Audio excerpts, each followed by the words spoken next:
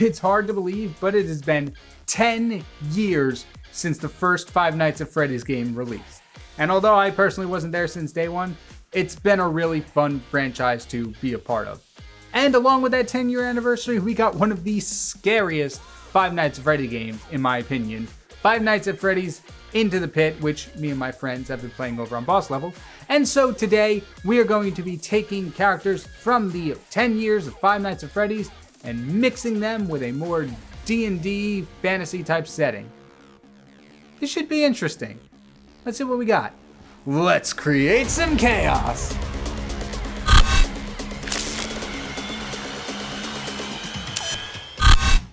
In times of war and conflict, many people grow up seeing only violence and horror.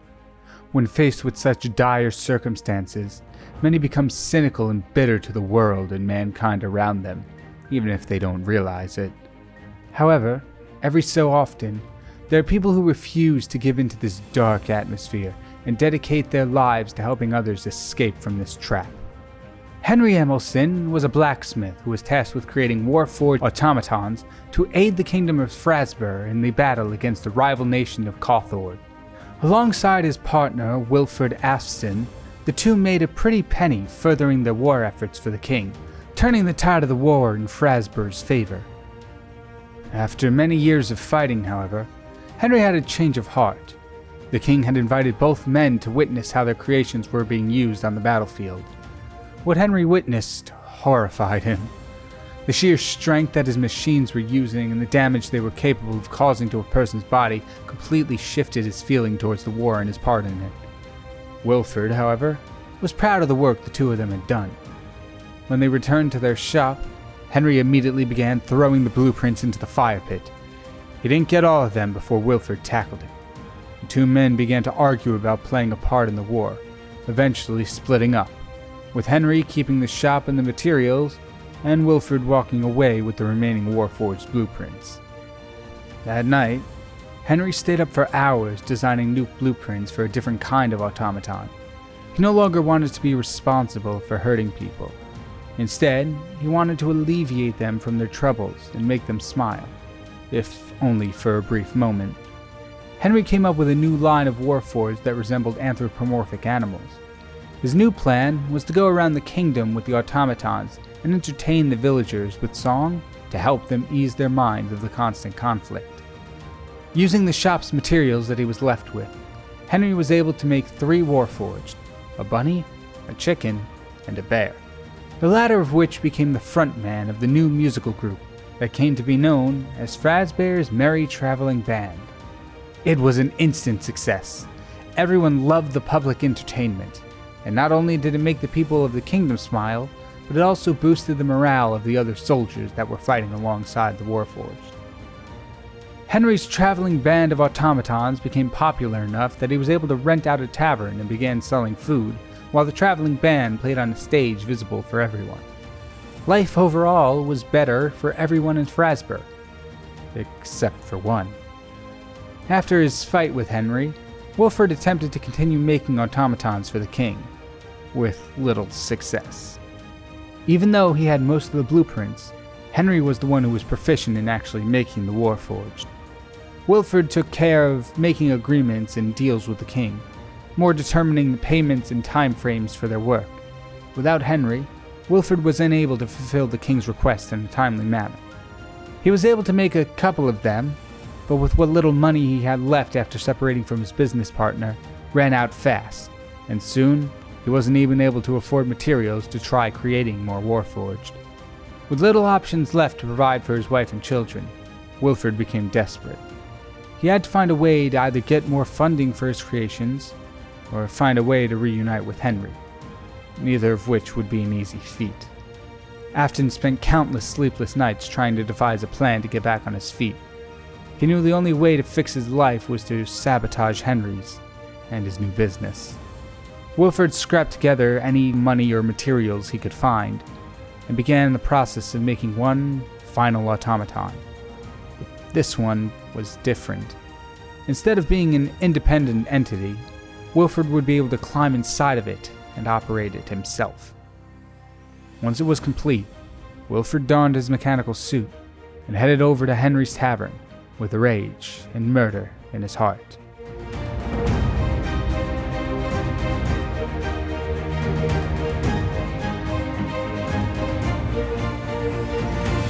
Henry's Tavern of Musical Warforged became the talk of the kingdom. It soon became much bigger than a way to entertain people who missed the horrors of war, becoming a place where families and soldiers could get a hot meal at the end of the day and unwind from the stresses of life. Wilford had counted on the popularity of the tavern and planned to use it against Henry. Wearing his hollow warforged modeled after a golden rabbit, Wilford went to Henry's tavern, ready to enact his plan. Wilford spent a few hours walking around the tavern, pretending to be a new warforged that interacted directly with the guests. The guests loved the new addition to the tavern, even letting their children run around and play near it. This played perfectly into Wilford's plan. He lured a few of the children into the back of the tavern and killed them. As expected, it wasn't long before some of the adults began to wonder where their children were and started searching all over the tavern to find them, only to come across their bodies in the back rooms. All chaos broke loose. People began screaming and running around trying to escape while they could. Plates were smashed and tables were flipped. Meanwhile, in one of the back rooms, Wilford was laying the bodies of the children on the floor, preparing to perform a ritual. Word reached Henry of what was going down in the tavern, and he came down to investigate. He saw the tavern had since been abandoned, but could hear faint noises coming from the back. He opened the door and saw Wilford in his golden rabbit suit, which was breaking apart, basked in a purple light. The souls of the children circled around him before they began floating around the tavern. Henry followed them as they made their way inside of the Warforged band members. Their eyes glowed red, and they turned their heads to look directly at Henry. Looking back at Wilford, Henry saw his skin was becoming dehydrated and turning a sickly shade of purple. Henry tried to stop Wilford's ritual when a massive explosion erupted from the back room, engulfing the tavern. Word spread around very quickly throughout the kingdom. Anyone who wasn't at the tavern during the catastrophe knew about it before long. No one had seen either Wilford or Henry after that. What was once Henry's tavern was condemned, and what was left of it was boarded up. Of course, that didn't stop people from wanting to investigate the skeleton of the tavern. A group of young adults one day found a way into the abandoned tavern. They snuck inside in the dead of night to explore. The tavern remained relatively unchanged from the night of the incident, save for the empty stage that once held the band members. They split up and went to check out different parts of the building, when a scream echoed from the back of the tavern. The rest of the group ran towards the source of the noise. They threw open the door to the back room and saw a purple man in a decrepit rabbit costume performing some kind of magic on one of their friends. The friend was becoming weaker and more gray as they saw his eyes glaze over. Their friend dropped to the ground as a dried husk, and the rest of the group felt large hands clamp around their shoulders. They turned around and saw the 3 Warforged band members, their eyes completely black, except for a small red dot in the middle of each eye hole. The Warforged marched the rest of the teens towards the Rabbit Man. Panic set in as the kids looked between the husk of their friend and the skeletal Rabbit Man. Rumors would circulate about supernatural happenings surrounding the remains of Henry's tavern. Every so often, another group of teens would venture into the tavern, never to be heard from again.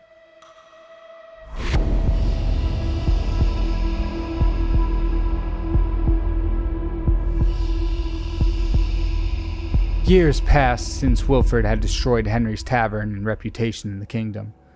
Details of the incident had been twisted and skewed as time went on, but the claims of Wilford haunting the tavern stayed the same. Wilford's son, Michael, who had been fairly young when his father disappeared, had always been curious of what really went down that night. He had heard various perspectives of the event, all of which had different details and contradicting facts. Was his dad still inside the tavern in some way, shape, or form? And if so, was he really responsible for all those missing children? One night, Michael went to the tavern by himself to investigate. The place was as messy and broken as it was all those years ago, with the addition of vegetation climbing up the walls. He didn't seem to see any signs of life in the main area of the tavern, and when he checked the back rooms, there was nothing. Michael was ready to leave when he had the idea to destroy the place for good. He conjured a fireball in his hand and set one of the pillars on fire. The flames began to spread instantly. He approached the door when the sound of footsteps echoed from behind him. He turned around and saw the animated skeletal remains of his father, walking as easily as ever, showing no sign of wear from the many years that had passed. His undead father formed a magical energy in his hands and launched it at Michael. It hit him square in the chest and he fell over, unable to move. The flames spread around him as he tried to get his body to get him out of there, to no avail. Wilfred approached him and dug his claws into Michael's chest and pulled out his heart. Michael's eyes glazed over as he watched his father step out of the tavern. The fire continued to engulf the tavern as it began to crumple down around him. The fire died down before dawn, and only a few townsfolk saw what happened. When people investigated the ashes of the tavern, they found no sign of Michael, just the debris of wood and metal from the building. However, in an alleyway not too far from what little remained of the tavern, a man dragged himself away from the wreckage. He found a tattered cloth lying on the ground and threw it around himself, concealing his rotting purple skin from the outside world. He sat against the wall and stared intently at what was supposed to be his father's final resting place. The Purple Man spent years traveling outside of the Frasbear Kingdom hunting for his dad, the rage and hatred replacing any need he had for a heart. He visited many other kingdoms and villages, where he found similar taverns with a stage full of Warforged band members. Each time, Michael would stumble into the tavern and set it ablaze, after fighting off the Warforged that Wilfred had possessed to fight for him. Each time, there was no sign of his father. However, Michael continued searching, hoping that one day he would find his father again and lay them both to rest, putting an end to the nightmare his father had started.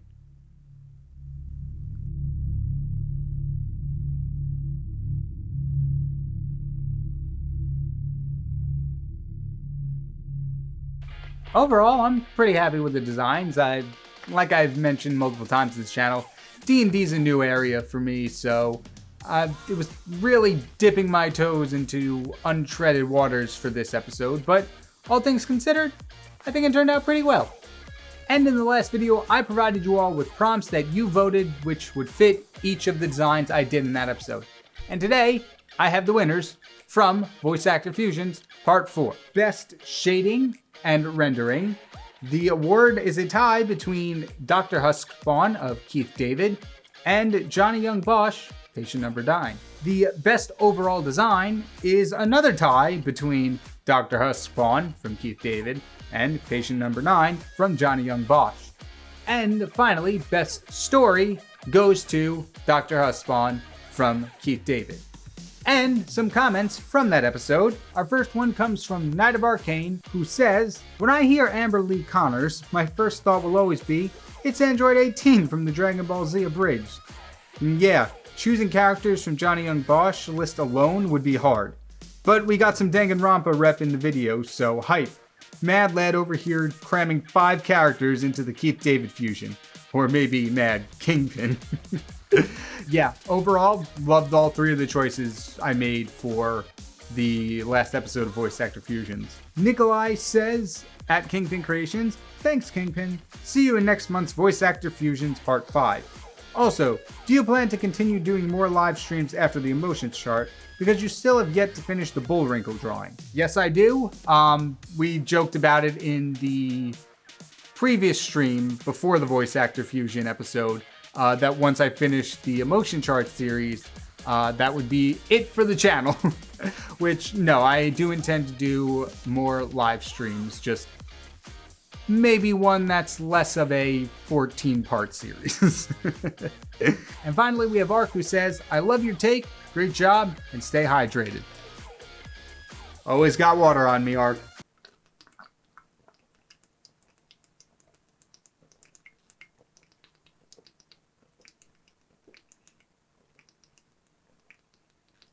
And now, I'll have 3 more categories for you to vote for these 3 pieces that will be revealed in next week's video. Our categories for this episode are Best Interpretation of a D&D Class, Personal Favorite of the 3, and the creepiest design out of them all. Be sure to leave your votes down in the comments below, and I will be reading some of your comments in the next video. And that's all I've got for you today. Thank you all so much for watching. If you want to see more Five Nights at Freddy's drawings from me, I have a 2-part series called Five Nights at Venom, combining Five Nights at Freddy's characters with Venom symbiote. So that'll be up here. Or if you want to check out to see what else might tickle your fancy, there's more stuff down here. Thank you all so much for watching. My name is KyngPin Creations, and I will see you all in the next video. Take care, everybody.